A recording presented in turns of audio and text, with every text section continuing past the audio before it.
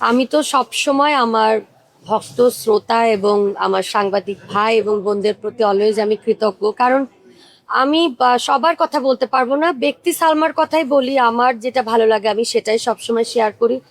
আমি কিন্তু আজকে সবার ভালোবাসার জন্য এই জায়গায় এসেছি এবং আমি জানি যে মানে সাংবাদিকদের থাকে না যে কলমের জোরটা কিন্তু অনেক। আপনারা চাইলে কাউকে সহজে বড়ও করতে পারেন এবং ছোটও করতে পারেন। তো আমি বলতে পারি সেই অর্থে আমি অনেক সৌভাগ্যবতী যে আপনাদের ভালোবাসা পেয়েছি, দোয়া পেয়েছি।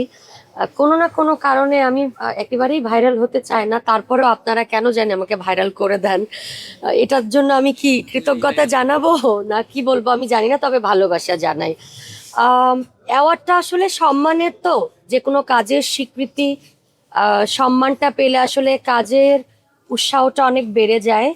তো আমি আসলে প্রতিনিয়ত কাজ করছি এবং চেষ্টা করে যাচ্ছি।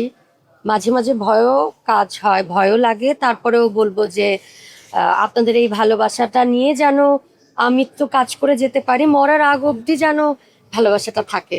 দেশের বাইরে আসলে ট্যুরগুলোতে বাচ্চাদেরকে নিয়ে যাওয়াটাই তারপরে আমাদের এমন ভাবে প্রোগ্রামগুলো ছিল, কারণ মাত্র 20 দিনের মধ্যে আমাদের 7টা শো এবং তার পাশাপাশি একটা দেশ থেকে আরেকটা দেশে যেয়ে যেয়ে, তো এটা আমার জন্য বেশি ডিফিকাল্ট ছিল।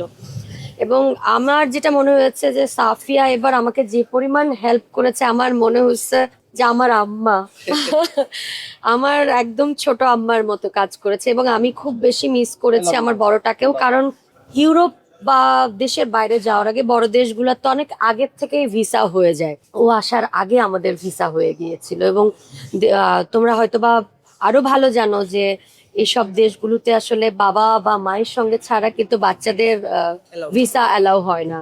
তো আমি যেহেতু সাফিয়াকে নিয়ে অলরেডি ভিসা করিয়ে ফেলেছিলাম, সো আমি আর ফার্দার দাঁড়াতেও পারছিলাম না এবং আমাদের হাতে ওই টাইমটাও ছিল না।